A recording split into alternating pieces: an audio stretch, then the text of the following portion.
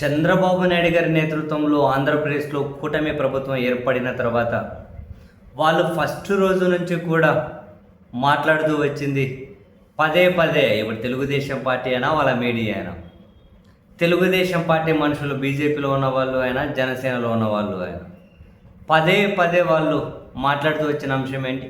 అదిగో జగన్ ఈరోజు అరెస్ట్ అవుతాడు, జగన్ రేపు అరెస్ట్ అవుతాడు, జగన్ ఎల్లుండి అరెస్ట్ అవుతాడు. జగన్ అరెస్ట్ అవ్వడం గురించే మాట్లాడుతూ వచ్చారు.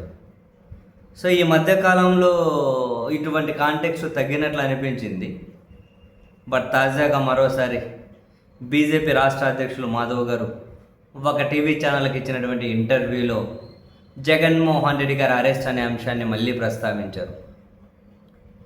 2019 నుంచి 24 వరకు జగన్మోహన్ రెడ్డి గారి ప్రభుత్వ హయాంలో తప్పులు జరిగాయి. సో తన ప్రభుత్వ హయాంలో చేసినటువంటి తప్పులకు జగన్ జైలుకు వెళ్ళడం మాత్రం గ్యారంటీ. అయితే ఒక సమయం టైం రావాలి.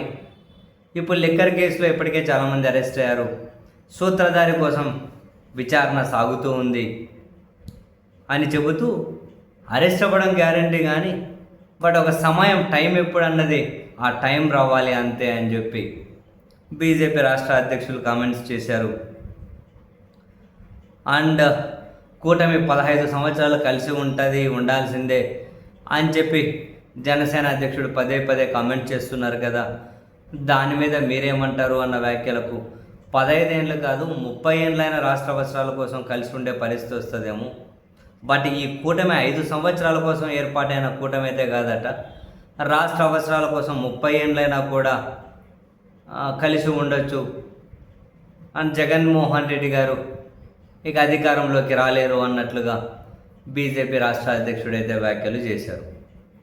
మొత్తం మీద కూటమిలో కీలక పార్టీ, కేంద్రాన్ని నడుపుతున్నటువంటి పార్టీ, ఆ పార్టీ రాష్ట్ర అధ్యక్షుడు మళ్ళీ జగన్మోహన్ రెడ్డి గారి అరెస్టు, దానికి కావాల్సిన టైం కోసం, ఆధారాల కోసం చూస్తూ ఉన్నారు. అసలు మనకు ఆశ్చర్యం వేస్తుంది. మరి ఆధారాలు ఇంతవరకు లేనప్పుడు అరెస్ట్ మాత్రం గ్యారంటీ, టైం కోసం చూస్తున్నామన్న కమెంట్స్ ఎట్లా చేస్తారు తెలియదు. ఆధారాల కోసం అన్వేషణ సాగుతూ ఉన్నప్పుడు ఆధారాలు చేతికి వచ్చిన తర్వాత కదా ఎవరైనా మాట్లాడాలి.